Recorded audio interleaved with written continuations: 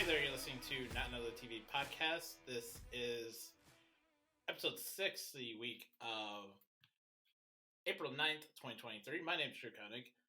With me this week is my friend, also, as has been the case for the last couple of weeks, my friend from formerly of Telltale TV, Ariel. Hi. Hey, Drew. How are you? I'm doing all right. I'm doing okay. How are you? I'm good. You know, yeah.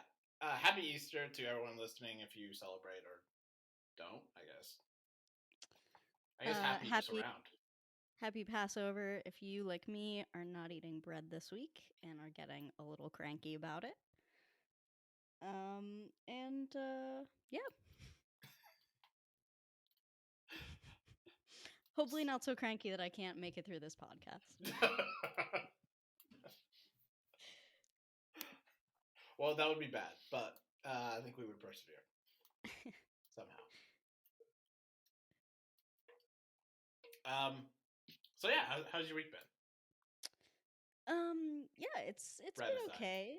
You know, dealing with a little bit of a family emergency, so that's not great. But you know, other than that, making it through. What else can I say? What else can you say? How's your week? It's okay. Each passing week I regret choosing to work in liquor. But yeah, that's tough. That's tough. Yeah. I think I'm at my breaking point, honestly. If one more person asks me about a allocated bottle of bourbon, I may actually lose my shit. Yeah, that's fair. Like, if one more person says the words Blanton's to me, I may actually murder them on the spot. Like, it'll be out of my hands at that point. Yeah, I feel like that's a job that would come with a very specific set of frustrations and difficulties. Yes. So I feel for you. Yes. Yes. The long and short of this is that alcoholics are annoying. I don't care. And I can't. I simply cannot. Well, luckily you come home and you catch up on your 7 to 10 TV shows every week. So that's true. There's always that. There is always that. TV is always here for us. Yes, it's always good to come home from your actual job to your not actual job. Exactly. to your hobby that you've turned into a job.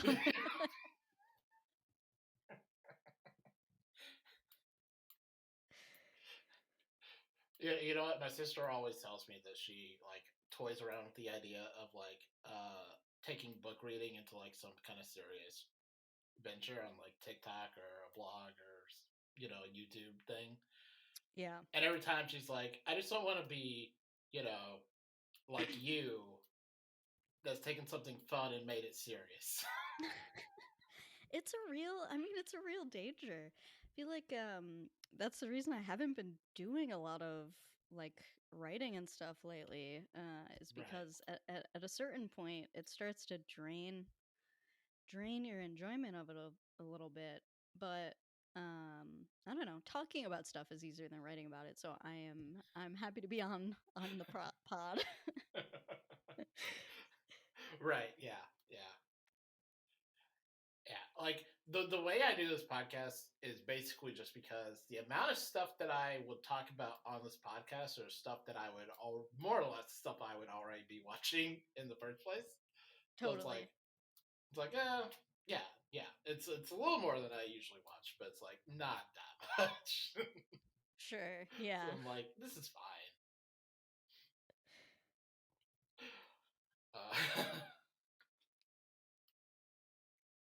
But no, I get what you're saying. Like the actual writing of it is not I love writing, but it's also sometimes feels like something I force myself to do. Yeah, totally. Yeah, I think it's also I feel like I'm really affected by like my mood and how difficult it is to get into like the headspace to like sit down and crank something out. And Right. then it becomes sometimes it can lessen the enjoyment of the thing if it becomes like a chore rather than something you're really doing because you enjoy it. So Right. Yeah. um I always fall into the trap of like this was easier when I was writing about like film. And mm-hmm. then a second later I'm like, no, that's because you had like a whole fucking weekend to write instead Yeah. of please do this in less than 24 hours. Yeah. Well, also, I think there's the nature of like the binge watch model, which it's shifting back a little bit. I think it seems like Yeah. we're all shifting back toward a weekly release, which I think is good. Um, but yeah, the binge watch era, having to be like, well, 12 episodes just dropped, and I have to watch them all and get this thing written on a deadline. And it's like it was much easier when we were all watching Lost every week, and like Yes. wasn't that nice? Wasn't that fun? It was. It really, really was. Yeah. Like I'm at the point where like if a show releases like 3 episodes in one day, I'm like, I don't know. Maybe I'll catch up on that at some point. I Yeah, don't like know. even that feels like a lot to me at this point. Of like, I just want to be able to like do an episode at a time, you know? Right, right. I feel like I don't mind the like we're gonna release like the first 3 or 4 and then it'll be weekly after that. Like that's not so bad because then it's like you have like a week to watch those episodes and get Mhm. caught up. Yeah, Uh but yeah, I the pressure to watch things the instant they come out so that you don't go get spoiled on Twitter is like it's wild. yeah, yeah. Like I made jokes for years. Like after Netflix started doing its like weekly binge model of like, well, my Fridays are done because Netflix tries to ruin my life. Yeah, pretty But much. at a certain point, I think it actually ruined my life.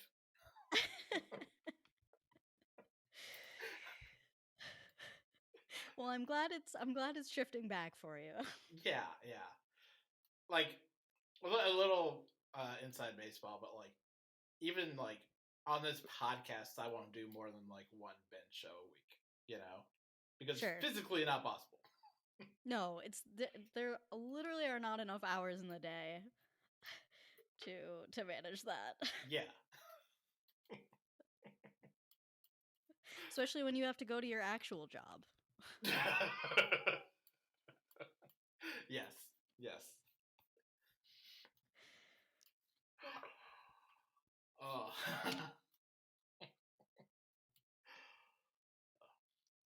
So that's that. Let's move on to news real quick. Um, and I just have one piece of news that I hate. All right, hit me with it. You want to hit? Okay, here it is. Over the past week, HBO Max, which would just be Warner Brothers Discovery, whatever the fuck it's called now. Uh, It'll be called something different next week. Don't worry yeah, about it. Max Discovery, Disco Max, whatever. Um, announced that it was making a reboot of Harry Potter with all Yes. 7 seasons correlating to one book of the series. You get where I'm going with this. Um, yeah, I hate it. I hate it. Yeah. I mean, I also hate it. For obvious reasons. Well, for the turf reasons and also because I'm just tired of remaking things that just came out within the last 20 years like as a general principle. But this is like I feel like we all knew this was coming at some point, right? Like I Right. feel like this was always like a eventually someday someone's going to make a TV show out of this. But it's just like, really, right now? You're gonna do that right now? Yeah, and Yeah. it feels like a very direct response to like the Collider article that came out recently. That was like J.K. Rowling is like just bleeding money at this point, Uh-huh. and it's hard not to connect those two things. Um, Yep. but for just a second, let's separate the J.K. Rowling of it all and the turfiness and the anti-Semitism, and just put it in a box for a second. We'll put it on the All desk, right. and just say, because this is something that like people have been talking about for years. Like, why not just make a Harry Potter TV show and do one book per season, right? Mm-hmm. And to me, and I think someone else said this on Twitter, um, that is a plotting nightmare. Like that is a Yes. writing nightmare. Because I don't think you understand that. I don't think people understand that when they say that they don't understand that the Harry Potter books are aggressively not episodic. No.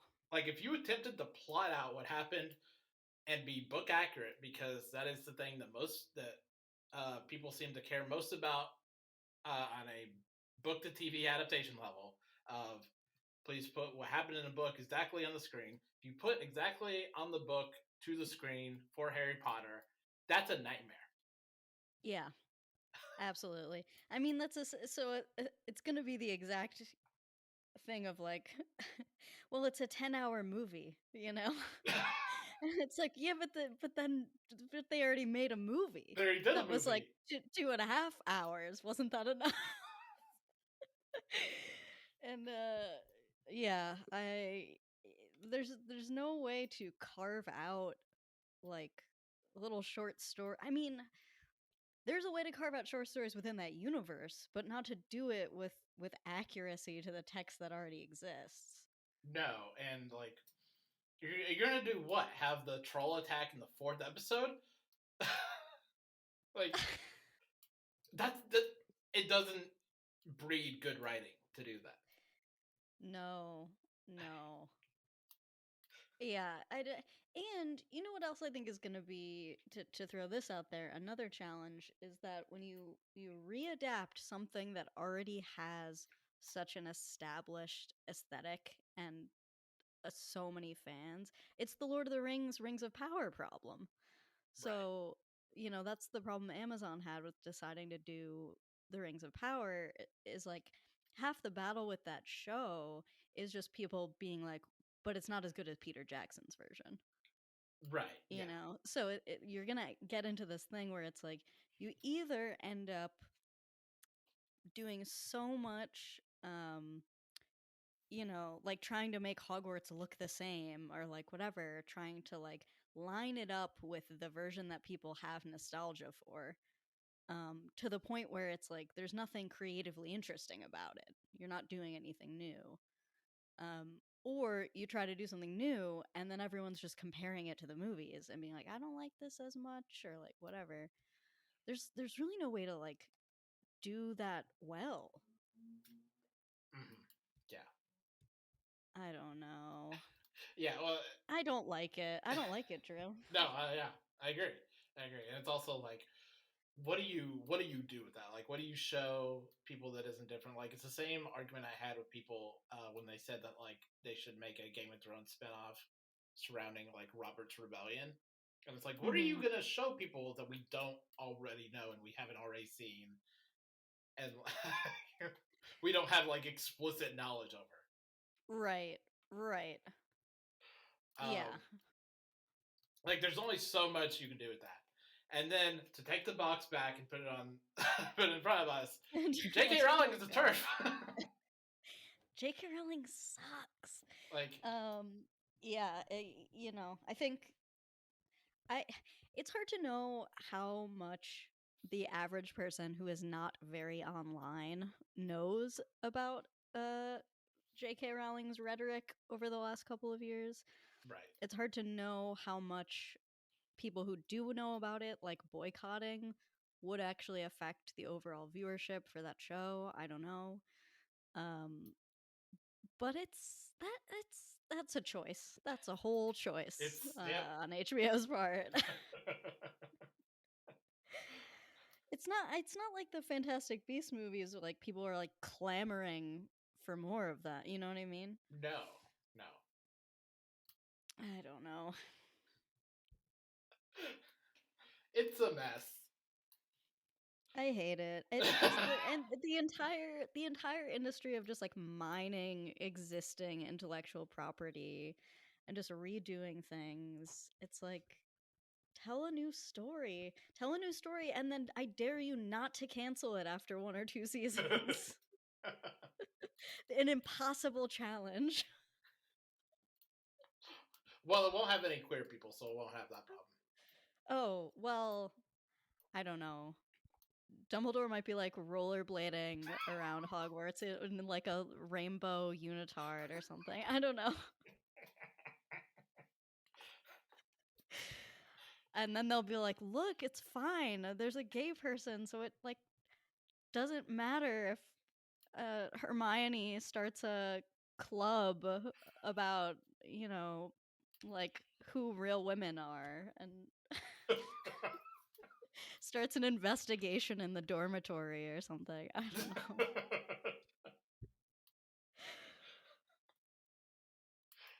All the book readers are like, I don't remember this in the book. The plot has changed a little bit here. Who wrote this? They look at the credits and it's like screenplay by J.K. Rowling, and you're like, oh, okay. Okay. She made a few changes. I see.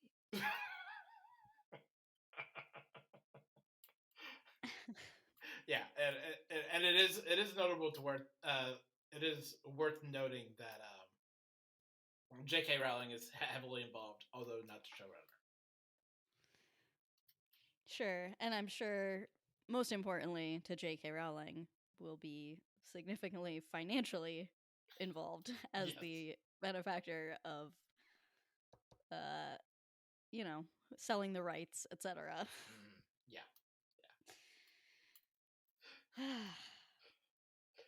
Yeah, yeah. You ever feel like a franchise just like clinging on for dear life to hold on to like any kind of social consciousness? Do I ever feel like that? You ever feel like that? You ever sense that of just like a franchise just being like, I gotta just like bleed this because I'm like evaporating into nothing. Oh yeah. Oh yeah. I feel like I see it in the world and I have felt like the human embodiment of that. I'm just like, oh my god, it's like I'm Grey's Anatomy. Like it's like I'm season 19. I'm like desperately, I've lost the plot. There's nothing in common with the first season where it started, but I'm just like, well, I've got nothing else to put out there, so I just gotta keep doing this. I've felt that way about myself. So I guess I have a little bit of sympathy.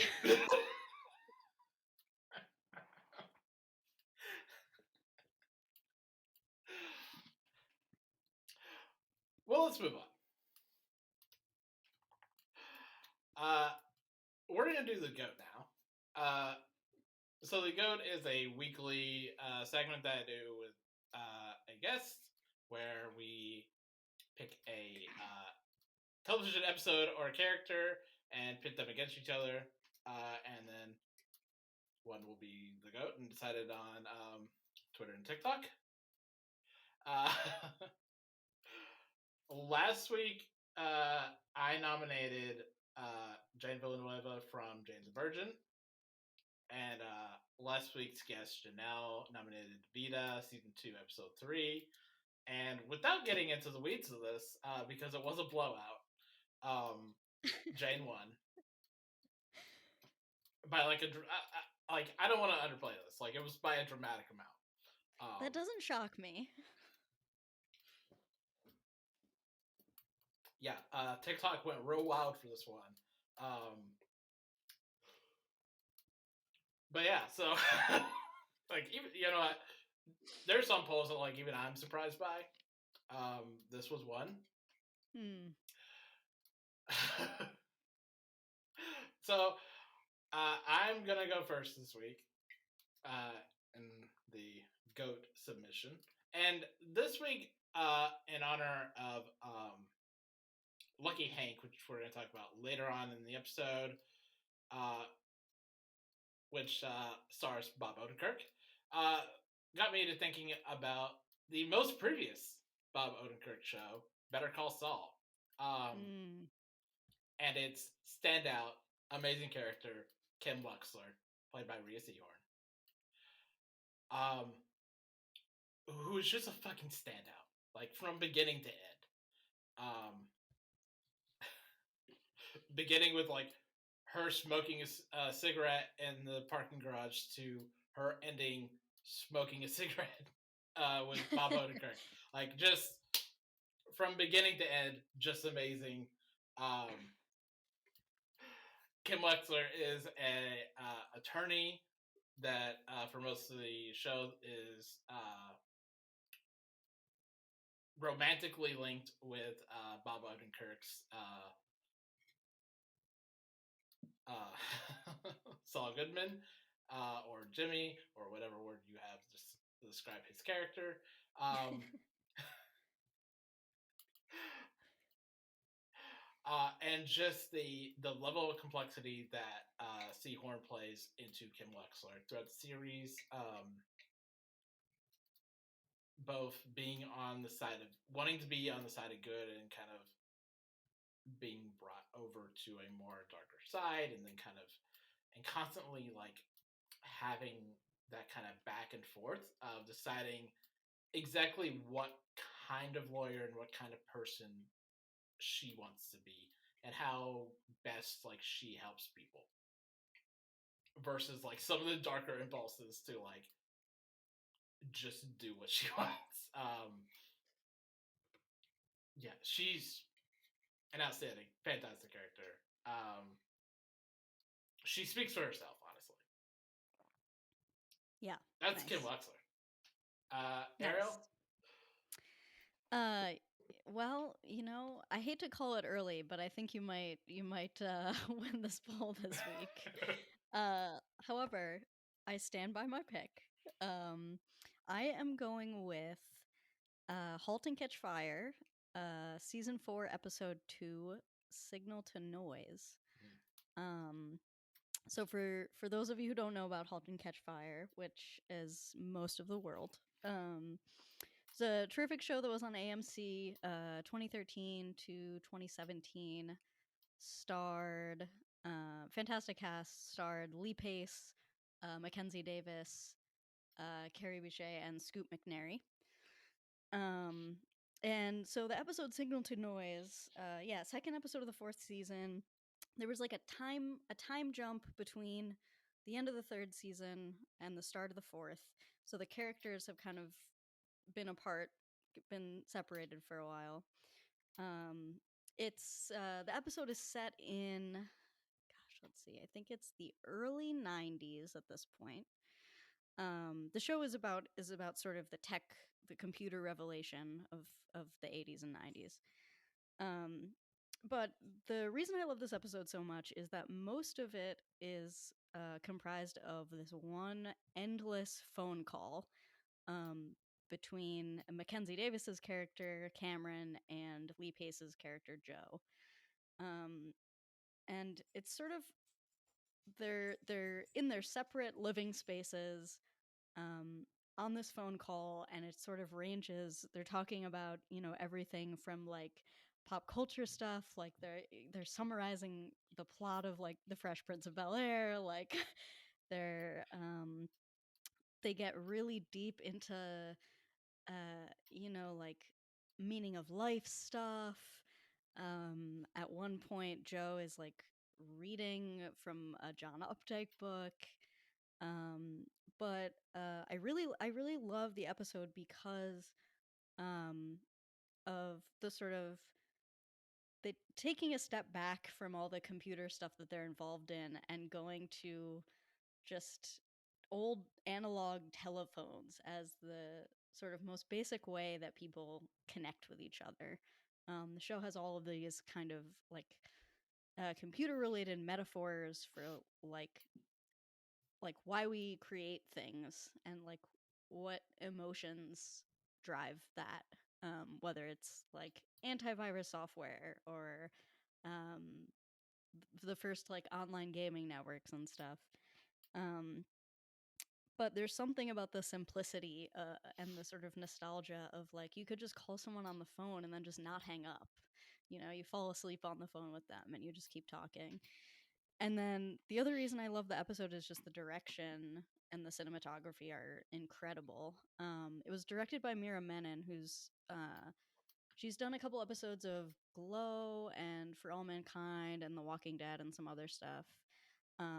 But the way that she was able to create this sort of sense of intimacy for these two characters that are like very far away from each other, but sort of the closeness of the environment of their like respective apartments, the camera angles that she utilizes, just like really unique like top down shots, um, and then the visual storytelling of like just seeing like what's in their living spaces, like sort of like moving boxes and like books and things on tables that the camera will linger on.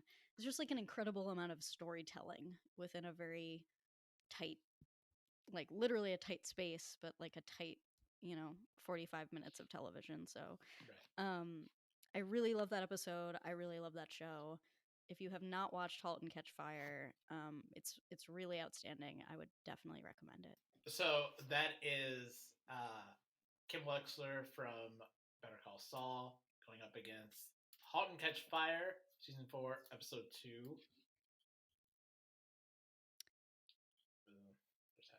Signal to Noise. Yes. Like I said, you can vote for this on Twitter and TikTok, and you'll have 2 days to vote once this goes up. And let's get on with the rest of our show. Never was a cornflake girl. Thought that was a good solution, hanging with the raisin girls. She's gone to the other side, giving us a yo-heave-ho. Things are getting kind of gross, and I go at sleepy time.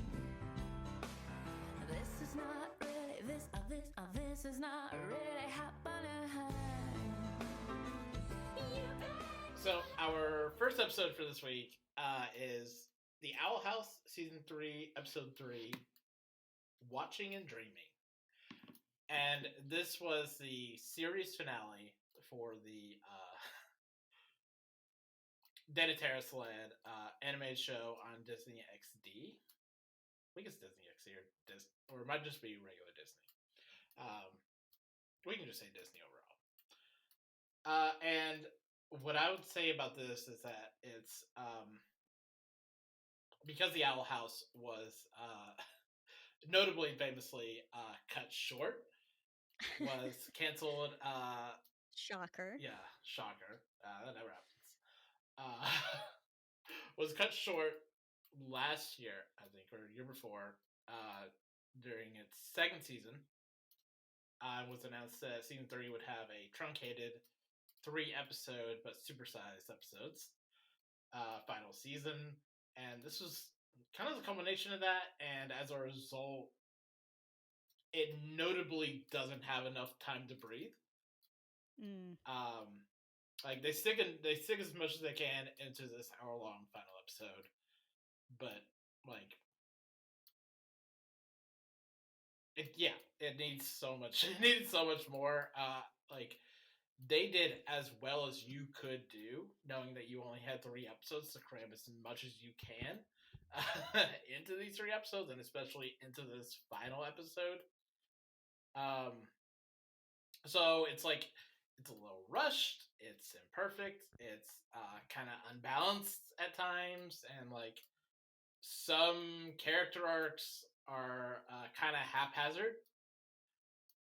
but like, and I noticed on Twitter, like it's very like earnest and sincere and heartfelt, and like it's everything that the Owl House was from like beginning to end, um, and like has just a lot of really great moments throughout, and yeah, I'm gonna miss the show so much. Do you feel like it hit all the right like emotional beats for Yes, you? absolutely. Nice. The but it kind of just goes to the point of like they're amazing, they're good. I'm affected in every way that I should be affected. Mhm. But if it had had more, it would have like. It's not that it doesn't ring true, but it would have rang more true, you know. Mhm. Yeah, totally. And so like in the end, like it just didn't deal with like its one villain, which is fucking Disney. Like if you want a villain of the show, it was Disney, because we could have had more. That would be an incredibly meta finale, though, if It they would. had dealt It with would be. Disney as the Oh villain. my god.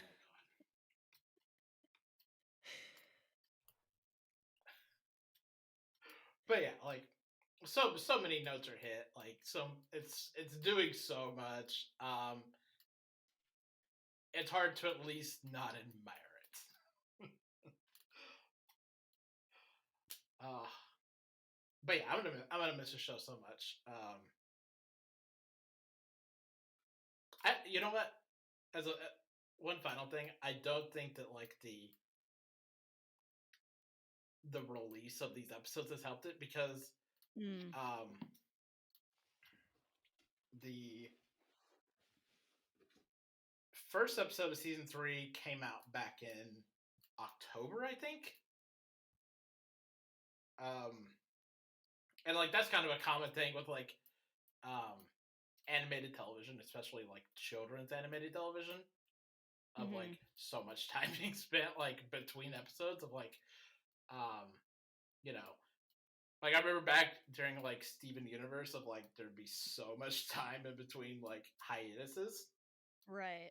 just just to get these episodes out and get them perfect and like the way they want it.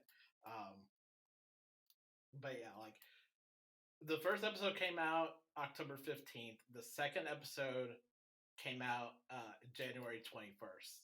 And Oh, the third wow. That episode is just came quite a out gap. last night. Yeah. Wow. So I don't think that did it any favors. Yeah, that I don't know that that's an effective way to build excitement. But, it's a choice. It's a choice. It's certainly a choice. And Disney, it's made plenty of choices in this. So let's move on to our next show for this week, which is Class of '07 season 1. And I watched the first 5.5 episodes of this. So I was on episode 6 before we started recording. And there are 8 episodes out on Amazon Prime, and I believe this is an Australian import.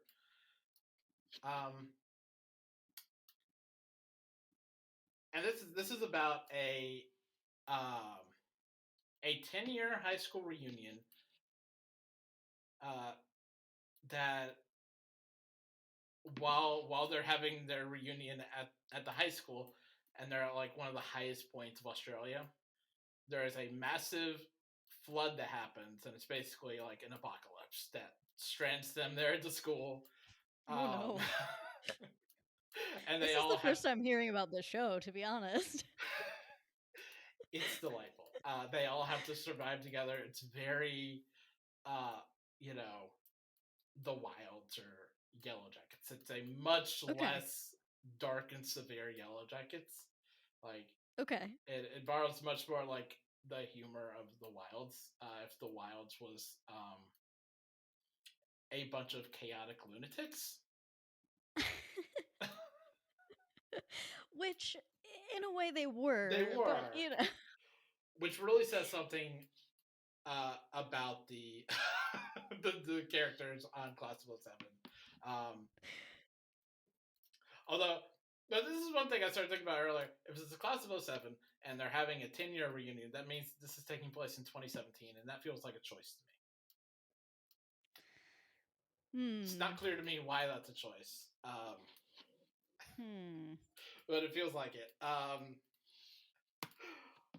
Yeah, and so this stars Emily Browning, who plays Zoe, who some might recognize from recently American Gods. And yeah, she's like she's ostensibly the lead of the show, and she is in fact a maniac. She plays a character. She plays Zoe, who was on a reality TV show akin to like The Bachelor. Okay. And her kind of arc is that when she was on The Bachelor,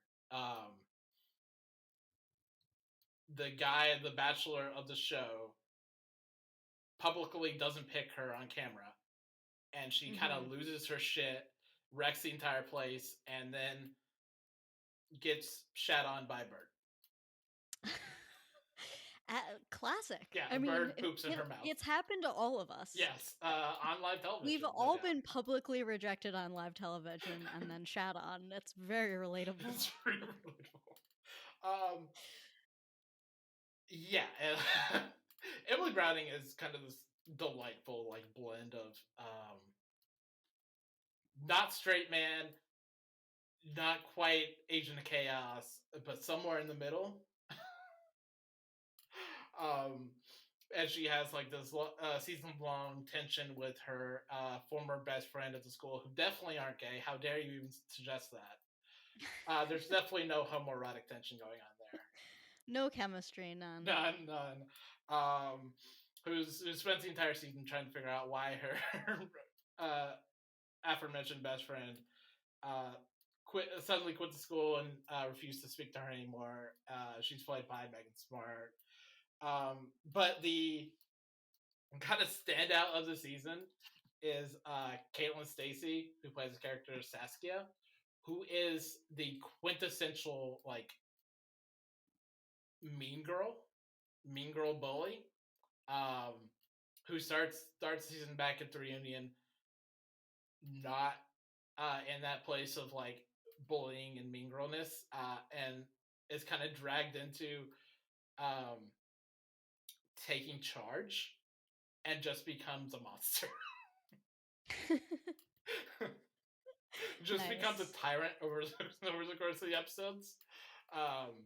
And you get into like a lot of her trauma, and like she does such a good blend of like this like calm veneer, but also she's terrifying. She scares the shit out of me. It's in like that weird place of like, you scare me, but I'm like weirdly attracted to you, and I can't quite spark it out. And it says alarming things about like the real world implications of my life. Television is a mirror, Drew. This is the fear. The screen is a mirror. You're really selling me on this. I think I'm gonna have to check this out. It's really fantastic. There's only 8 episodes, as I said. So like that feels doable. It's doable, and I think they're only like 30-minute long episodes. Nice. I don't know. Australia's weird. Don't tell Australia that we said that. There is one funny line early on in the season where there's an American exchange student who came back for their reunion, and she goes absolutely apeshit in the kitchen after their Paco, as they call it, and just starts going on this tirade about Vegemite. Sure, that doesn't sound like a stereotype at all. It doesn't sound like a stereotype at all. It's very funny. Just like, what the fuck is Vegemite? Bullshit. I do feel like the Australian shows I've seen all share this kind of like delightful sort of insanity and just sort of like willingness to like do the maximum version of like whatever they're trying to do. You know what I mean? Right. Yes. There's, there was a recent show that came out that's very similar to this. Um, it's like teenage girls at a private school, uh, and like a bunch of them are just bullies. Mm-hmm. And I didn't watch it personally, but what I've seen from it, it feels like the most like heightened version of like the teenage girl experience. Sure. Sure. uh, Those type of shows are always so funny to me because like I went to an all girls high school and it was like a chill time. And then you like see all this media and you're like it wasn't that dramatic. I don't know. I mean, it was dramatic in like an internal sense, but because being a teenager is internally very dramatic, but like right. I don't know. I was like, I don't know, there's only like 40 people in my class, so we can't have that much drama. Like we have to be able to like go to lunch and sit with the 15 other kids who have the same lunch period as you.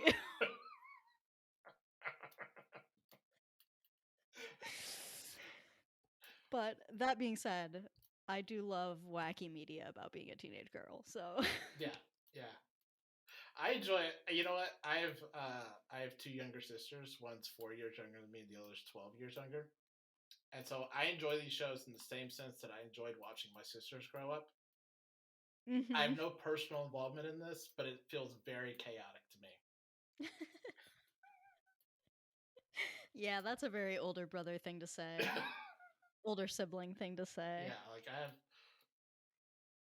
like I don't go here, but like you all seem to be having a time. So I'm just gonna stay out of it. just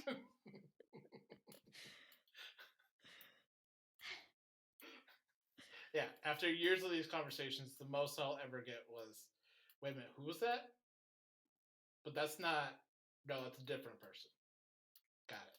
Okay, got it. That's a different girl that you have weird homoerotic tension with. Okay. It's it's hard to keep them straight. Hey. No. So Sorry, that was low-hanging fruit. I apologize. this is not a joke. My sister's best friend through high school, and still her best friend, arguably, took the single gayest pictures I've ever seen in my life with each other I've ever seen. If you showed me an actual couple's picture and a picture of them, it's a joke from The Office that those are the same pictures. Right, yeah. Then you're just like, who's gonna tell him? Oh no, we told them. Oh no. Nice. Oh, believe me, we told them. To the Nice. extent that this girl came with us to our other sister's wedding. Wow. They seem to be very good friends. They're very good friends. Historically, they're roommates. Ah, yes. And they were roommates. They weren't, but I'll tell people that. It explains the dynamic. It's You know? the only. I swear to God, I've never been able to come up with anything else. But it does not make it any less funny.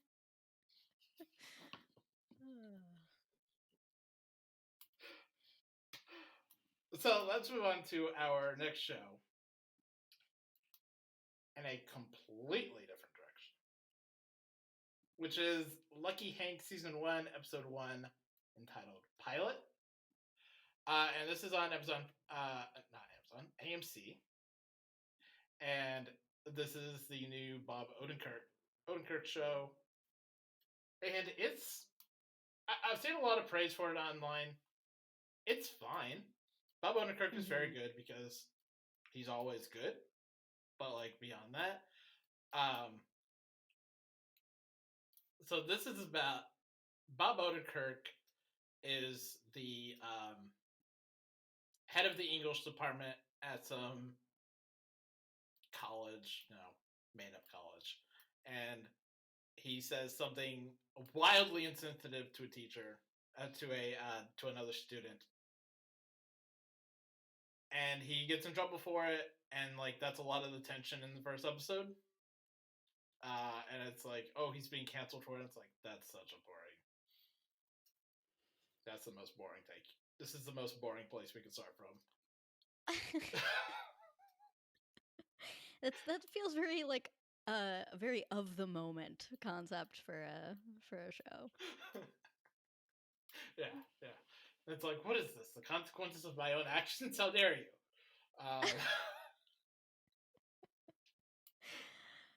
Yeah, so it's fine. It's fine. The plot of the first episode is basically like trying to get him like de-seated as the English chair, and then like reseated through like shenanigans. Um, yeah, I didn't care for it too much. Fair enough. I feel like it would be difficult to. Yeah, I feel like it would be difficult to create something that's like funny, but also like nuanced about you know like college campus cancel culture. Um, Yeah, that just feels like kind of fraught waters to wade into. yeah, yeah. So yeah. TLDR, it's fine. You can watch it if All you right, want. I'm not gonna put any like stamp of approval on it fair enough. though. So our next show here is Ted Lasso, season 3, episode 2. I don't want to go to Chelsea. Um. So Ariel, you did watch this. I did. This is one I have seen. I was Okay, excellent. I was saying to Drew before we started, this list is more like a list of like things I need to catch up on. But I am caught up on Ted Lasso. Excellent. Um, uh, I have seen episode 3 as well, but I will try to keep that separated out here. Okay, Um, but yeah, I don't. You watched it, right? I did. Yes, yes, I did watch it. Yeah. Um, So how are you feeling about it? I'm I feel like last episode you kind of said you were sort of like indifferent to the season premiere. um yeah, yeah, and I'm not entirely sure that's changed.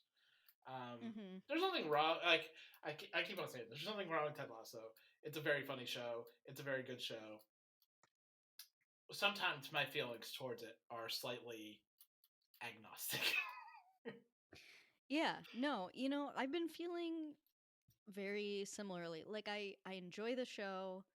Um I'm never like I watch it and I never wish I wasn't watching it. You know what I mean? Right? Yes. Like I'm always like I'm here, I'm having a good time. But I think I am like I know it's only a couple of episodes into the season, but I am starting to feel a little frustrated with the sort of it just feels like a lot of the characters have kind of stalled out. Right. Like there's not if I think about where the characters started and where they are now and like what their sort of like internal and external conflicts are, a lot of them just don't feel like they've moved significantly to me. Um like it's like we're in season 3 and like Rebecca's storyline is still just how much she hates Rupert. like her character's arc is still revolving around her like animosity toward him and her desire to let go of it but her inability to, and like it just feels like I'm sort of waiting for like something to change in an interesting way Right. there. Um and then there's like they made this choice to make the episodes longer, which I think is always a risky choice in comedy, and especially I think for a show like Ted Lasso that like it is a comedy but it's a feel good comedy, and it's kind of like the jokes aren't necessarily like laugh out loud funny, you know, like Right. there are some good setups, there are good puns, stuff like that, but like to stretch it out to like a 45-50 minute episode, there's a lot of space to fill there, and I just don't know that they're filling it in a way that like really, like I said, advances the characters for me. Right. Yeah. I feel like there's like you know, like within 2 or 3 episodes, it's kind of like it starts to feel like some of the character stuff is just feeling a little bit belabored. Like the Nate stuff, Mm. it's like okay, yeah, like we get it. He's got daddy issues and like thinks that the world owes him things and Right. is having a villain arc. Like we get it, you know, and it just feels like a lot of the scenes with him, it's like I don't like I'm ready for this to change. I'm ready for this to move in some way. Right. Or even with like Keely with her stuff, you know, at her new job with like her coworkers. Like even after 2 episodes, I'm like, okay, I think we kind of get the deal here. And like again, it just feels like the episodes start and end, and then like not really much movement happened within that episode. Right. Um, I don't know. It's you know, I feel like this is always the conversation is that like yeah, it's a fun feel good show. Like it has a very kind soul.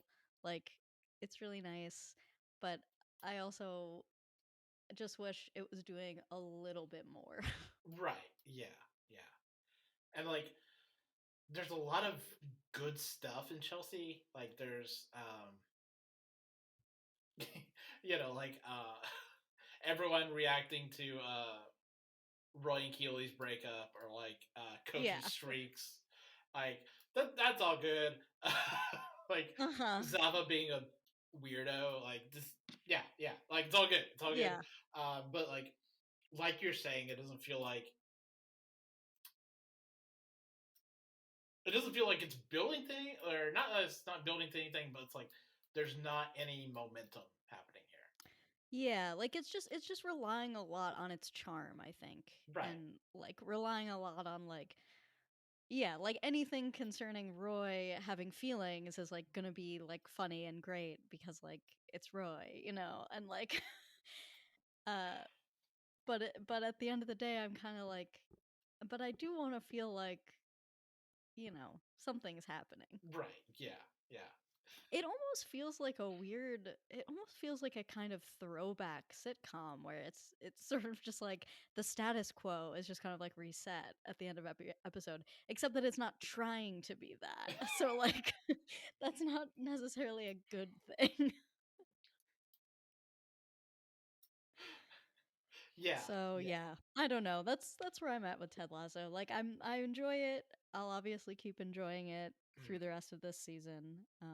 But I do hope that we start to get a little more development now that we've kind of gotten the first couple episodes of the season out of the way. Sort of like, you know, like the new storyline with Zava is like set up, and so hopefully some of that setup work is done, and we'll get into a little bit more interesting waters. Yeah. Yeah. Um, yeah. Currently, it doesn't feel like there's a lot of meat on the bone. No.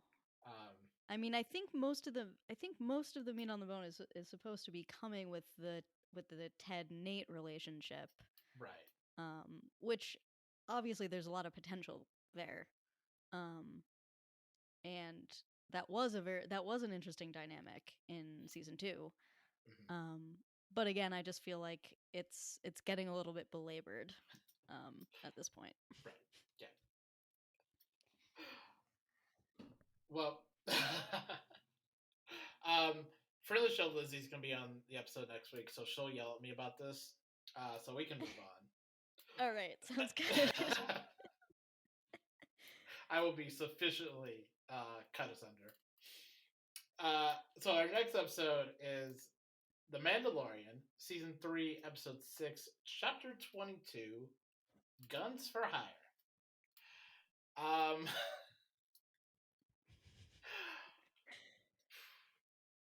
I'm I not. have a feeling. I know where you're gonna start with this one. Yeah, yeah. It's a. You know what? The Mandalorian is a very weird season. Season 3 is a very weird season. I didn't mention this the last time I talked about it, but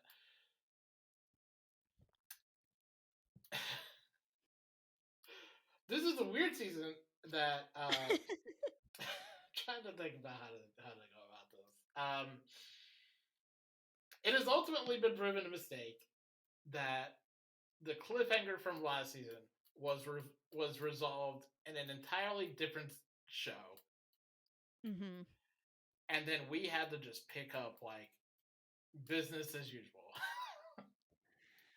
Right. It's like the sort of like expanded universe, intertwining shows is a really fun and cool concept.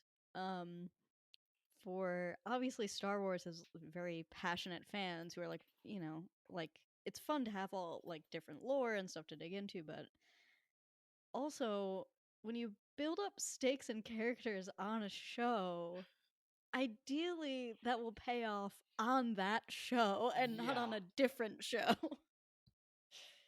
yeah, yeah. It's like back during the Arrowverse where two main couples got married on shows that were not even their shows.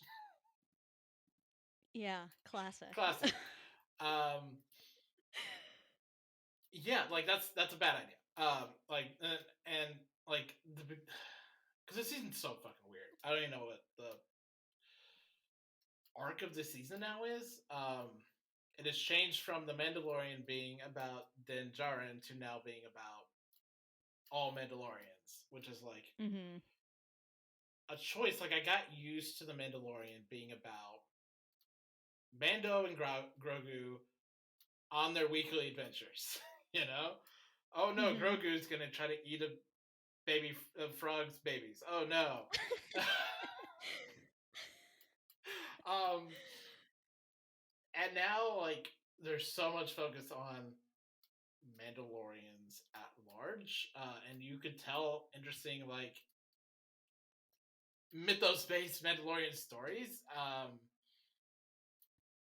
but it doesn't feel like consistent with how the Mandalorian has been as a show, because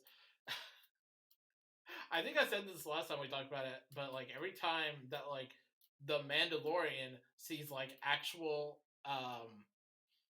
mythology plot stuff, it goes, nope, I'm just gonna veer off to the side here. And what's this? A fetch quest? Don't mind if I do. Uh,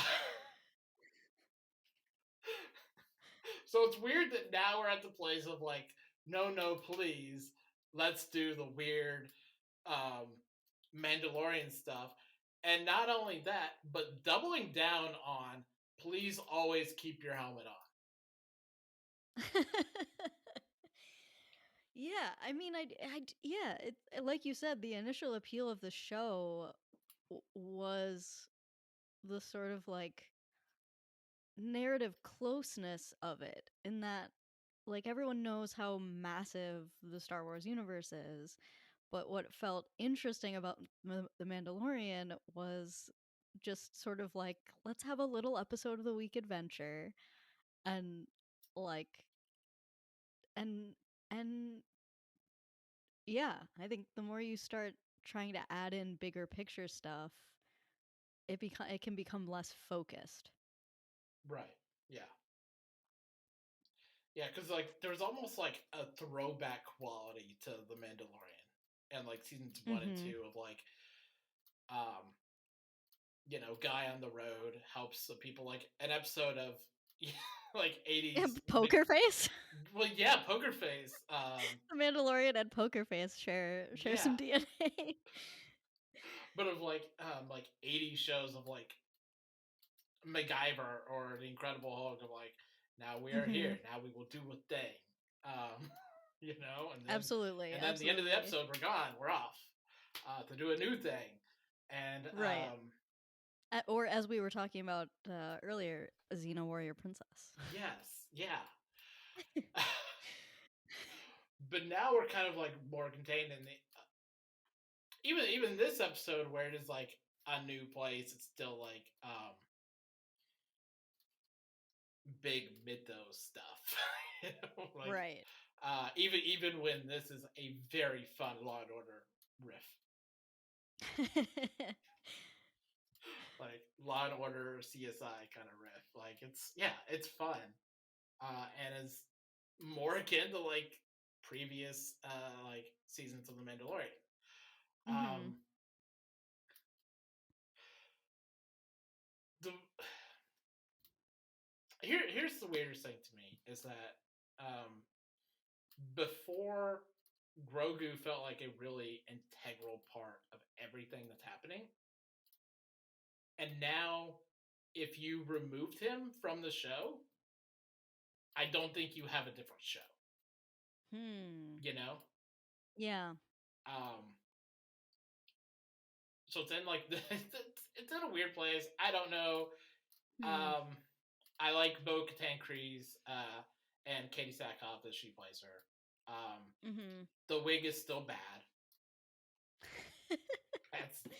Okay, but you know what? Honestly, show me a wig on TV that isn't bad. That's true. You know what I mean? But I feel like we can do it. We can be doing better. Just because it looked like that on in the animated show and the Clone Wars and Rebels, it doesn't mean you have to put that on Katie Sackhoff's head. I'm sorry. Surely the budget is there for wigs. Or you can just like not do. You can just do a different hair. Like that's an option. Yeah, we can. That's also an option. Having Katie Sackhoff is enough. Exactly. You don't need the hair also. That's enough for Bo-Katan.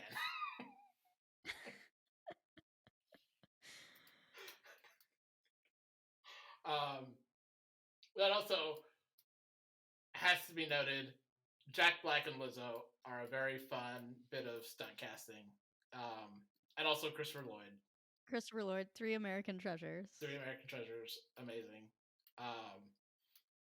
It does just make me really happy anytime Jack Black shows up anywhere.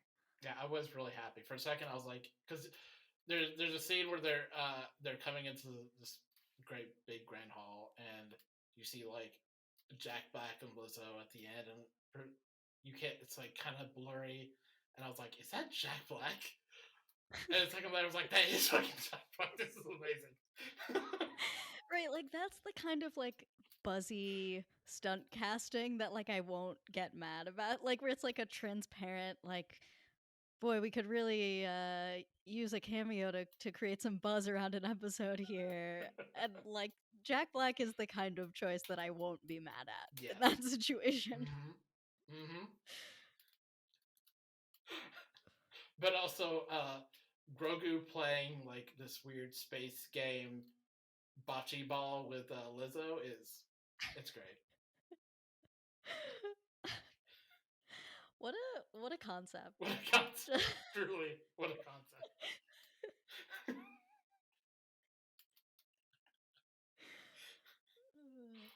Yeah, so like this episode's a lot of fun. Like Mando running around just like kicking random droids, and Katie Sackhoff getting mad at him. Like it's very good. Like they're a very good duo, and I'm glad that like this season has kind of like leaned into that a little more. And also, we don't have to deal with the Darksaber nonsense anymore. I'm very happy about that. Because the Darksaber is inherently dumb. It's very I've definitely heard that opinion from a lot of people. The rules over the Darksaber are fucking dumb. And we should have just I don't know. See, you get into trouble when you try and go too specific on mythology. Exactly. And then you've gone in too deep and you're stuck with something, you know? You gotta be careful. You should just always go the way of Lost and go, I don't know. Fuck it. They did explain the polar bears, Drew. They did explain the polar bears. That's what I'm saying. We were talking about this on Twitter this past week. There's nothing more infuriating than people when, you know, there are legitimate reasons to like not like aspects of Lost, but the people who are just like, well, what about the fucking polar bears? And you're just like, I don't know, man. Have you considered watching the show and paying attention? But yes, you could.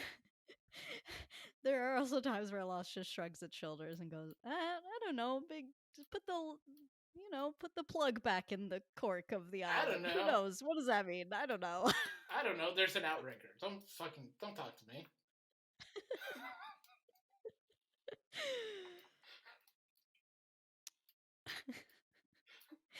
me. Here's a Star Wars reference.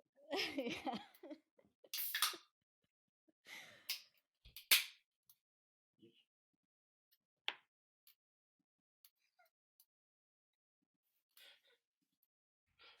One day I'm gonna actually write the book that I've been threatening to do for years about like all of Lost Mysteries, and my brain will finally break. So you can just throw it at people. Yeah, just throw it at people when they're being annoying. Shut the fuck up. You're just like, okay, now here are the 67 mysteries that were answered, and here are the 6 that have not been answered. But they're not ones I've ever heard people ask about.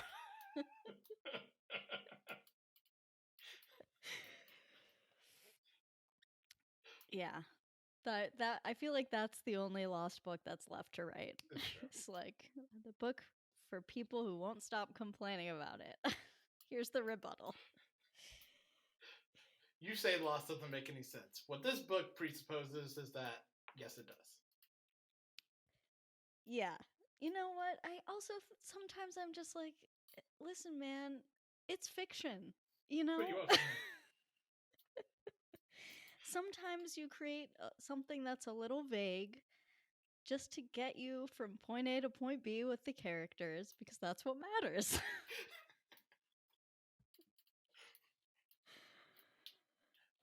You know what? Kids today will never understand the stress of going week by week between seasons, going, what the fuck was this? You know, they will not, but they will also never experience the Lost experience. That's true. They, alternate reality games just don't hit like they used to.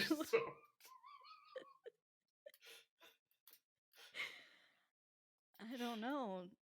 Yeah. J.J. Abrams isn't just dropping trailers where like the Statue of Liberty gets destroyed and then linking to a website for a slushy company and then being like, figure it out, everyone. That just doesn't happen anymore. That's what's wrong with TV today. Yes. Well, yeah, they don't have ABC lying to you that maybe Eli Stone will have something to do with Lost, and then never fucking had anything to do with Lost. Oh, the rabbit holes we went down. and are going down right now as we speak. But you know what? We're always bound to end up back at Lost. That's true. That's true. If there's, you know what? There's a thing in like evangelical Christians where like called legalism or something like that, where like if you can make anything about Jesus, if you can make any conversation about Jesus, you should make that conversation about Jesus. This is me. This is that, but for Lost. Absolutely. If I can make any conversation about Lost, I will make it about Lost. That's how I also choose to live my life. You know, it's like what did I invest so many years of my life in Lost for, if not so that I could then do this for the rest of it? That's true.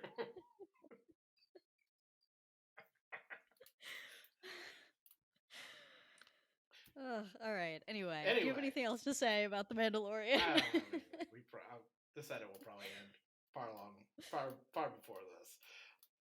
So our next episode this week is Abbott Elementary, season 2, episode 20, titled Educator of the Year.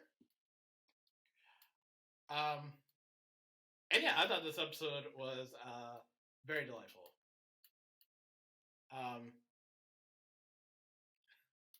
The long and short of this episode is that Gregory, despite only being a teacher, a full-time teacher for less than a year, has been nominated for Educator of the Year. Basically because he's black. And Melissa is going to present the award to him because she's white. And, you know, it's all a political stunt for optics, and naturally he feels very weird about this. And yeah, like it's excellent. Yeah, I enjoyed it a lot, especially coming off of the last episode. Now, not having to deal with like charter schools and nonsense.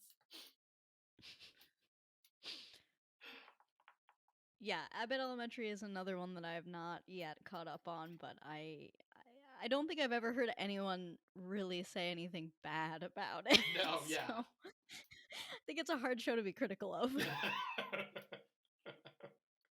Yeah. That's what it does really well.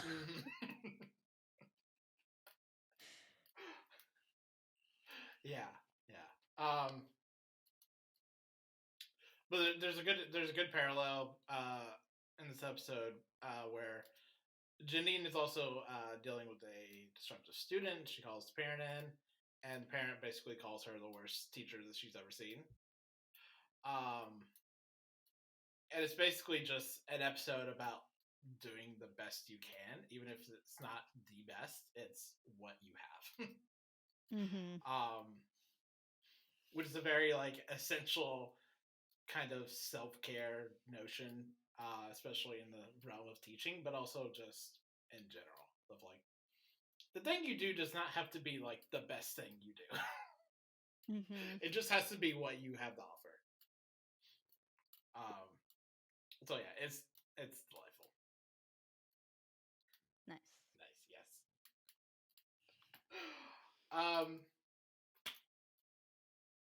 Let's move on to our next episode, which is Riverdale Season 7, Episode 2, Chapter 119, Skip, Hop, and Dump. Yes, I'm here to talk about Riverdale, despite watching very little of Riverdale. And I will be doing this for the rest of the season. Because, you know what? Riverdale, it's having fun. It's actually good. It's good this season. I'll say that. Whether or not Riverdale decides to remain good is a decision that Riverdale has made oftentimes in the past, and shrug that.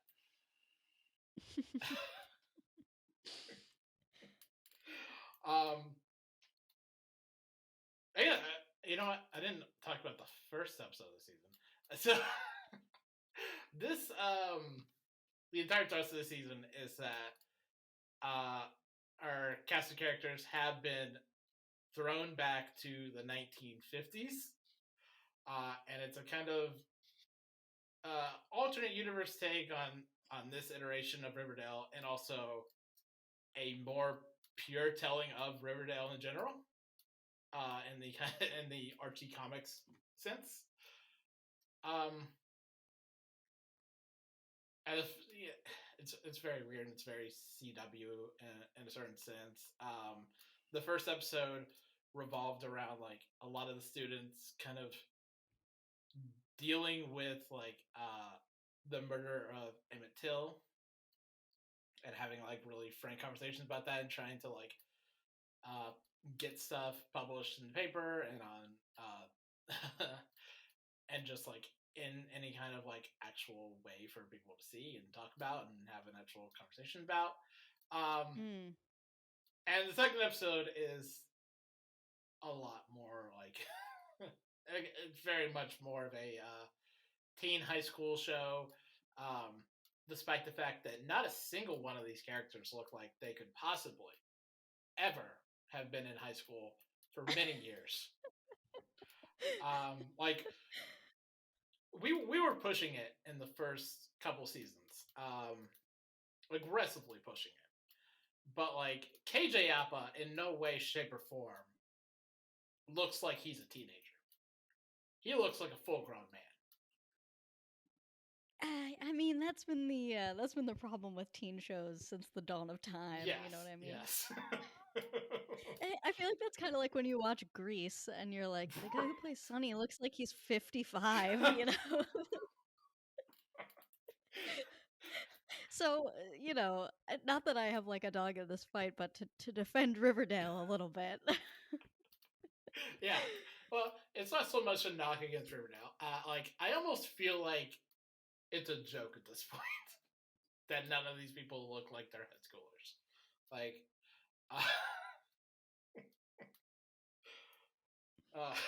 like Madeline Page sort of looks like she could be high schooler, sort of. Her and Lily Reinhart look like they could possibly be in high school. Beyond that, no. Aggressively, no. Like there's a shot in the first episode of KJ Appa riding a bike that is very clearly too small for him. And it's just wow, when even the bike is too small, that's but yeah, like this is it's a lot of fun. We're starting to get into like the actual Riverdale-ness of Riverdale of oh, now there's a crime at the end of the episode. There's a crime and blood, and like this is this is Riverdale's bread and butter.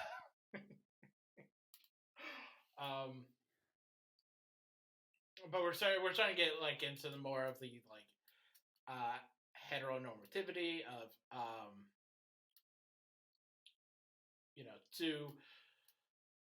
two couples on the show that can't be together because it's the 50s and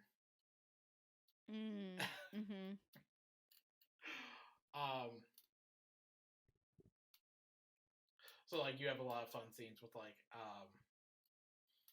Cheryl and Tony and Kevin and one of the new students that I don't. He may be an old student. I am not aware. I don't know.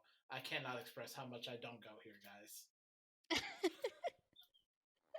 I really like. I want to underline this point that I don't go here. I don't know I don't know a lot of these people. So this is the opposite of you talking about Lost, essentially. Essentially, yeah. You can show me people, and I'm like, I don't know those people. I don't know. I'm sorry to this man. I don't know who this is. There is a kind of fun aspect where some of the prior adults are back. Like Betty's dad is back, even though I believe she was killed by a serial killer, or was it a serial killer? I don't remember. Like this is getting into the weeds of Riverdale, but like also Archie's dad is notably not back because the actor died many years ago, tragically. Luke Perry died. So it does kind of like deal with the kind of absence of him in a space where like he should be here. Yeah, like, but overall, I'm kind of just like enjoying Riverdale as it is right now, and just kind of along for the ride until the end, for whatever that may be. Yeah, and it could be very fun because, sometimes the final seasons of shows just kind of like throw everything at the wall. Yes. And are kind of wild, but like in a fun way. So we will see how that goes. Of course, I will keep you all up to date on my journey through Riverdale's last season. On your barely informed journey. I barely, like, I honestly cannot express how much not of an informed journey this is. See, I don't know if I could do that because I always feel like a completionist about stuff like that, you know? Where if I'm like I'm watching this last season, like I've got to watch every episode twice probably to catch up. But, you know, I understand you also watch many shows and you do not have that kind of time. Yeah, I do not have that kind of time. And also, like, I enjoy jumping in on a show when I haven't seen it in seasons. Or I haven't seen it at all. That's fair. I wish I was the kind of person who could enjoy that. Like, this is why Wikipedia exists. That is true. That is true. Archived recaps. yeah. Recap culture exists for this very reason. Exactly.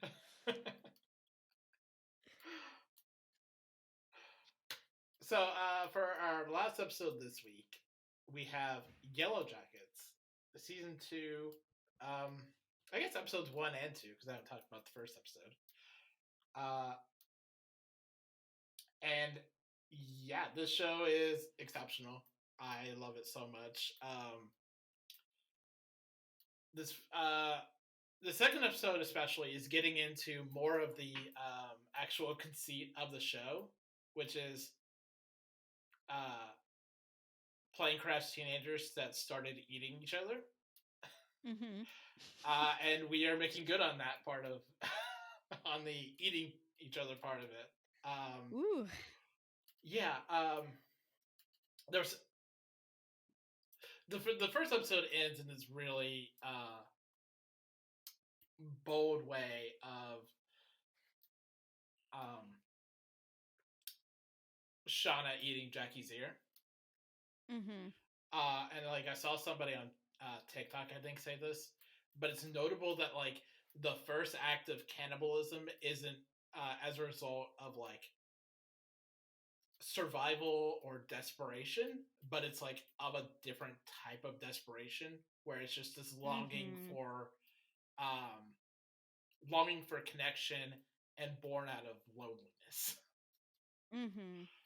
And also so symbolic of like the relationship between those two characters. Yeah. Like literally eating each other. Literally consuming. Yeah. This show, okay, so I'm behind on the show in a sense because it is so good, but it is so difficult for me to watch. Yes. Because of the gruesomeness and the intensity. So I feel like I'm sort of watching the show like by osmosis, just like letting other people feed me the information about what's happening. Yeah. Also, the one thing I want to say that I did notice about this episode, and well, about this show, but specifically this episode 2, is the stunning visuals.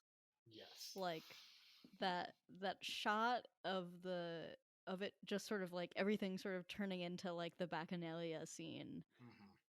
It was just absolutely stunning. Yeah, that that end of episode 2 of just kind of gorgeously striking like almost Renaissance painting of them like devouring Jackie. Ugh. It's like it's so good but so sickening. It's so sickening, yeah. It's so uncomfortable to watch. Yeah, and it puts you in like Ben's shoes of like, oh my god, we're actually doing this. And just like frantically like you like Ben want to like hide behind a door. Because like, oh yeah, we are devolving into something dangerous. Yeah, no, it's so good. Which is also frightening to think about when you're just like, man, we're on episode 2 of the season, and like this is where we're at, you know?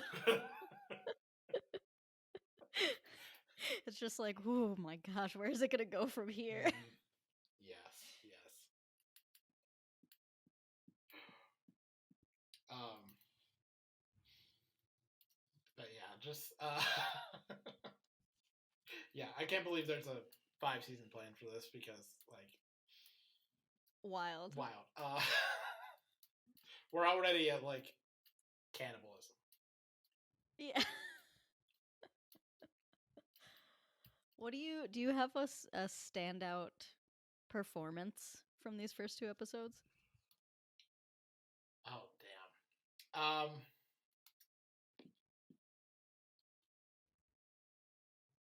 I think Sophie Nilles is killing it. Particularly in her like one-on-one scenes with Jackie, where like she's just dealing with like Jackie's dead body in a shack, um, and having like these full-on conversations with her. Mm-hmm. Um, and yeah, like she's just she is bringing it 100%, and just like the kind of when Thaisa confronts her about it in the second episode, and like just like the desperation that comes out of Shauna, and like the kind of like frantic, wild-eyed, um, almost like manicness. Like it's so good. Mm-hmm. Um, I should point out that like the new adult castings for this of Simone Kessel as Lottie, and has not appeared yet, but Lauren Ambrose as Van. That's that's so good. That's The casting on the show is just so It's good. extraordinary. Like across the board. Some of the best I've ever seen. Yes. Um, although sometimes it's hard for me to track like Juliette Lewis as Natalie as being the same Natalie that like Sophie Thatcher is playing. Mm. You know, Yeah. like sometimes those feel like different people, which is perhaps Yeah. the point. I feel that a little bit sometimes too. Yeah, that may just be the point of aging out of like a teenager into like an adult woman. Right. Right. Um, so that may be the actual the text that is happening there. Cannot say for certain. Mm-hmm. Yeah, yeah. Also notably, like Jasmine Savoy Brown is so good throughout these episodes. Particularly like in her like sleepwalking and post sleepwalking scenes. Mm-hmm. Of just of her like almost or like kind of brutalizing Van. And then like kind of coming back from that, and like the kind of horror.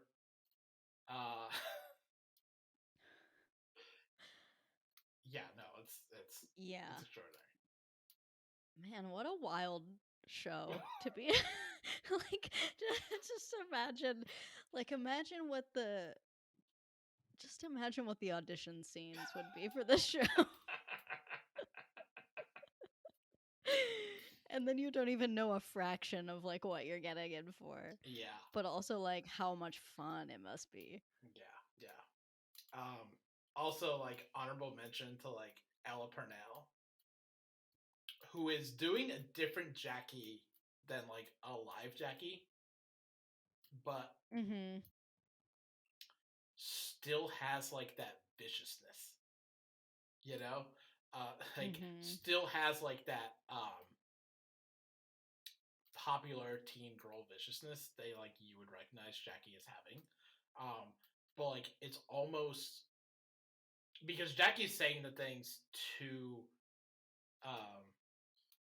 Shauna that like they never said to each other. So it's almost like this alternate version of the character, except that Jackie is just a manifestation. Mm-hmm.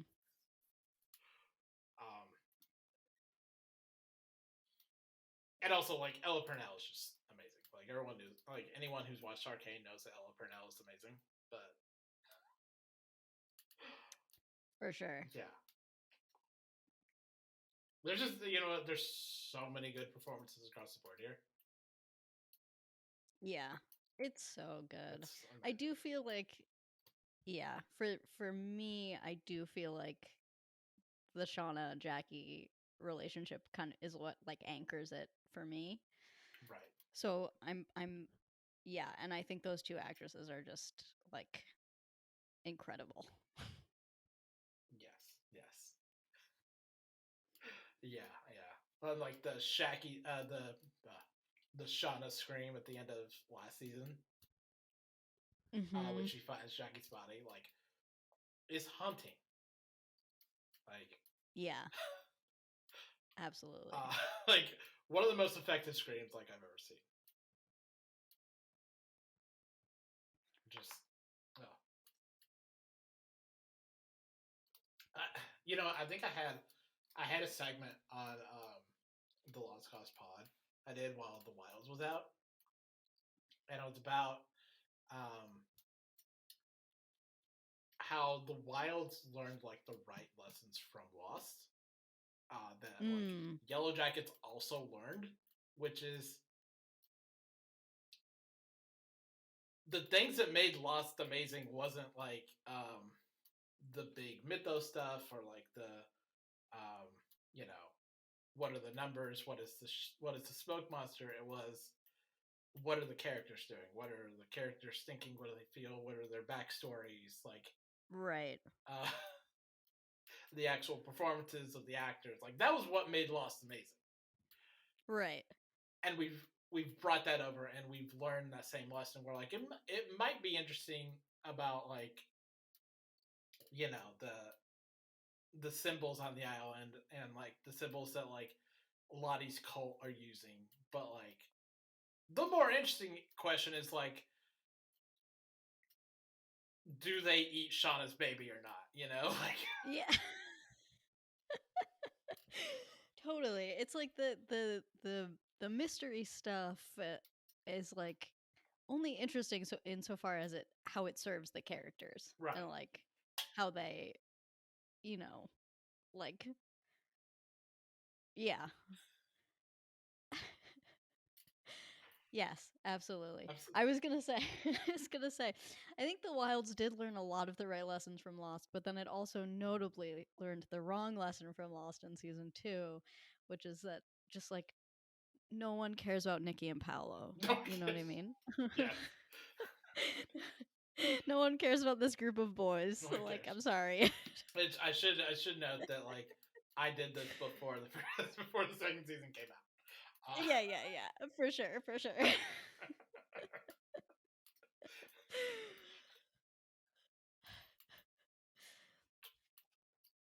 But yes, I totally agree about Yellowjackets. It's like the reason the stuff, the reason the wilderness stuff is so compelling isn't just the sort of shock value of it. It's also like what that all means, like symbolically, metaphorically, in terms of like their their character arcs and their relationships and stuff. So right, and it also like I think there was a box article, I think it was, that came out around when season 1 was airing, that basically said like Yellowjackets kind of literalizes a kind of like teenage girl urge, which is that everything is life or death. And like literally makes it to text here of like everything that the girls do is life or death. Like, eating people is life or death. Like, and the kind of like petty grudges, like just like the petty grudge of like Jackie and Shauna at the end of season 1. Like, has actual consequences and has stakes to it, and everything in this has stakes. And just the way that relationship embodies the kind of like, do I want her or do I want to be her kind of thing. Right. And then it lands on like both, and also I want to literally consume her. I want to literally consume her.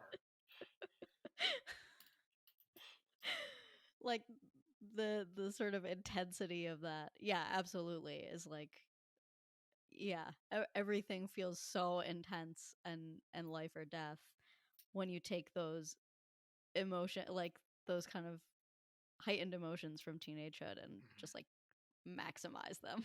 Yeah, it's like this sense of ownership of like, not only do I want to like be her, I want her to be. There's not a better way of putting this. I want her to be inside me.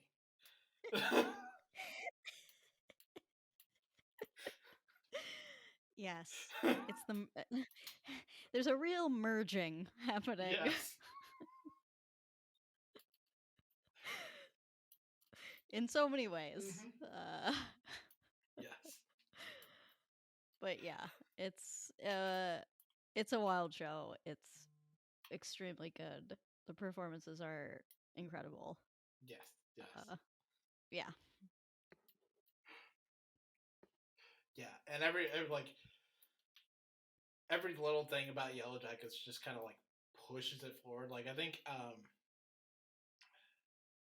Ryan McGee, the television critic, had this thing he said about Lost, which is like Lost always like is like micro pushing the macro, you know, of like these little things that just like propel the series on and just push it forward. Like these just like little episodes that just like add on to it and becomes like this snowball that just keeps going downhill. And like that feels like Yellowjackets of like just like pieces upon pieces of like Lottie's weird ass call or like Thaisa's weird basement dog sacrificing thing. It was very weird. Made me uncomfortable. As opposed to the rest of the content. Yes, as opposed to everything else. It's totally normal. Totally fine, totally normal. You know, Shauna killing her boyfriend, and like burning his stuff. Totally fine. Normal behavior. 100%. Things every adult does.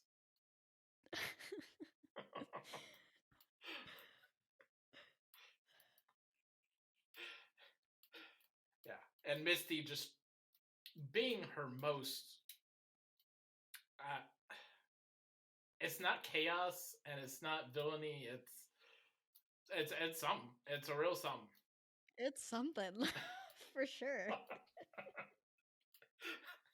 Like I don't know if words exist to describe what Christina Ricci's doing. In general, but like also specifically with this character. In this case. Like it hasn't been true for like 30 years, but also, yeah, I don't know what she's. Like she imbues Misty with so much like. I said it's not chaos, but it is chaotic energy.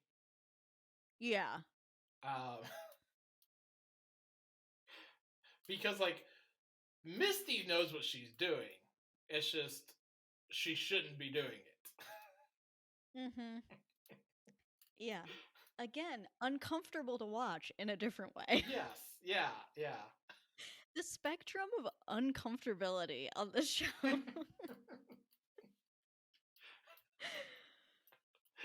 Truly unmatched. Yeah.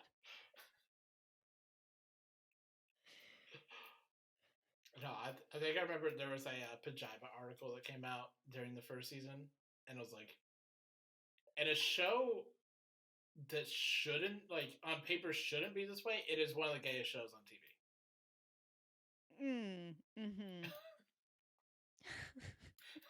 Well, I mean, it should be, but noted gay champion Melanie Linsky is involved. So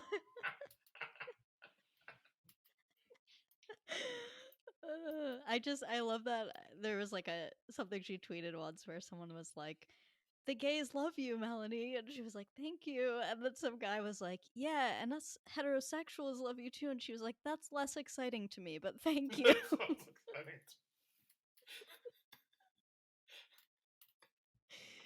We love you, Melanie Linsky. It's also the reaction I would have. Right. Well, I didn't ask, but thank you. I did not ask, but thank you. I wear a they them pin every day to work, and an Yeah. older lady asked me about it, and I went, "Ma'am, to be frank, it's really not for you." Like, I think that's a fine response. it's fine that you're asking me about it, but I'm really trying not to get your attention. Yeah, we have in my workplace we have a sign that says please use like gender neutral language for our staff because we have a couple of like trans and non-binary people on staff. And for the first time in like the while that I've worked there, somebody the other day was just like, "I don't understand this. What does this mean?" And I was just like, "Oh boy. Okay. Oh, boy. Here we go." Gotta get into this, and then you reach a certain point where you're just like, I just don't care enough about educating you about this to I really don't. continue this conversation beyond 5 minutes.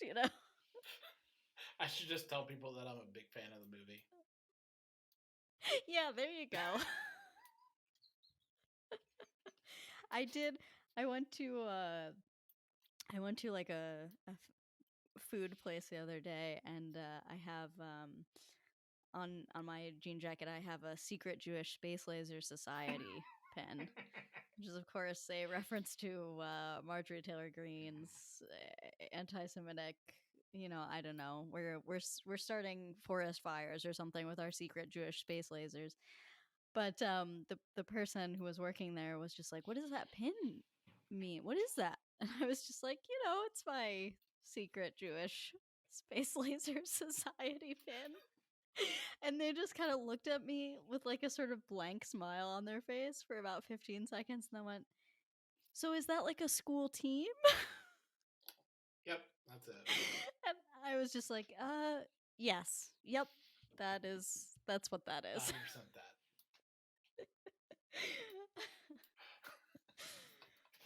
Oh boy. Anyway, what a tangent. What a tangent. I don't even remember where it started. That's okay. We're pretty much done anyways.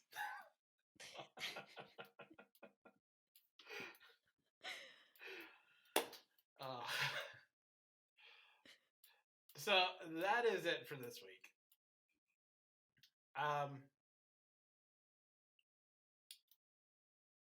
Unclear what we're doing next week because TV's weird and time's an illusion.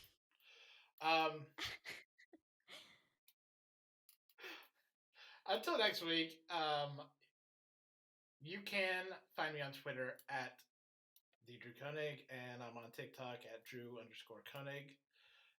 Even though I deleted my personal, I deleted my TikTok the other day and just kept on my podcast TikTok. You know what? You would enjoy this. So every time I make a TikTok, and I've done this like 3 or 4 times now, inevitably, I don't do anything to prompt this. I don't do anything to get on this side of TikTok. Whenever I make a TikTok, it will inevitably bring me to lesbian TikTok. And it feels like TikTok is mocking me at this point. Well, I went, in all honesty, I deleted my personal TikTok the other day. I got on my TikTok I use for the podcast. And within 2 hours, I was firmly getting lesbian TikToks. I don't know Wow. what's happening. I don't know why they're doing this to me. I feel like they're laughing at me at this point. And it's almost I'm a little bit afraid of like what lesbian TikToks means as a category. Like, it's just like are we talking- it's just like lesbian couples on TikTok or like lesbian okay. adjacent TikToks or Sure. you know. Like, I was like, are we talking about Warrior Nun fan cams or like, what is this? I mean, it does involve that. It involves a lot of lesbian ships. It involves like just like lesbians that are on TikTok. But it always happens. Uh-huh. I don't know why it happens. There was a while where Well, like I feel like TikTok was aware that I'm a non-binary bisexual, where it would uh-huh. go. I would be getting like on like the lesbian and gay male side of TikTok, almost as if TikTok is saying, "Well, we know you like one of these, so just like tell us which one you like." And but the scales have tipped. These are the two human categories. These are the two human categories that we will give you. And like obviously, I'm not just getting that, but like there's a predominant amount of that which I am getting. And it's weird. I can't express how much I'm not doing anything to make this happen. It's just happening. It's just so I'm not on TikTok. I never have been, so I don't know how the algorithm works. But I do feel like most of my social media just like, you know, algorithmic stuff that it shows me at this point is showing me like mostly TV lesbians and Lee Pace, which is what I want. I mean, Like that's fair. That's fair. I do feel like I'm like they understand what kind of bisexual I am. You know what? I mean, it is possible that some of the TikToks that I've put out there from the podcast have featured lesbian ships. It must be that. So the call might be be coming that. from inside the house. It's got to be that. I mean, I did. You know what? I did. I had a Warrior Nun TikTok, and I had one about Renee Rapp's character from Sex Logical as Girls. Uh-huh. So I could be doing this to myself. That's unwittingly. it right there. Because the way it typically works is like you watch enough of like a thing, and then like the algorithm's like, oh, you like this thing, so we'll keep showing you said thing, you know? Right. Right. But I always just think that's funny. I'm like, I'm not actively doing anything. And yet somehow I'm like, I'm not saying that I don't appreciate it, but it's weird that you keep doing it to me, TikTok. You're like, I'm starting to take this a little personally. Yes. I'm starting to feel some type of way about this. I'm feeling targeted right now. Attacked. Yes. Targeted. I'm like, I've already accepted that I'm non-binary. You don't need to keep fighting me on this. It's okay. Yeah. Wow. It's amazing how the algorithms can make you feel targeted. It does, yeah. I'm like, I've already had the gender crisis, and you already make me question if I'm autistic like once a week. So you don't need to keep doing this to me. But you're like, but I'm like a non-binary bisexual person, so like I don't have that niche. Like you can show me other things. You know? That's the whole point. That's the whole point.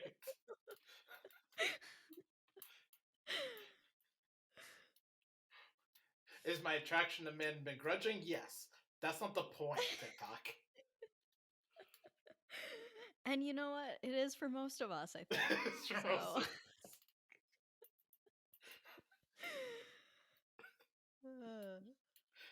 But TikTok isn't helping. TikTok, you're not helping.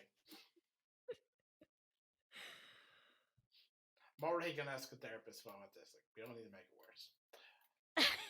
Yeah, I do feel like that is, that is therapy for you now. Like modern therapy is just like, so the algorithm on TikTok has been showing me,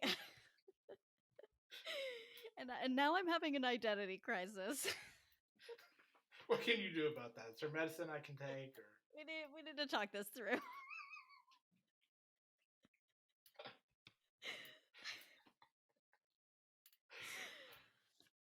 okay?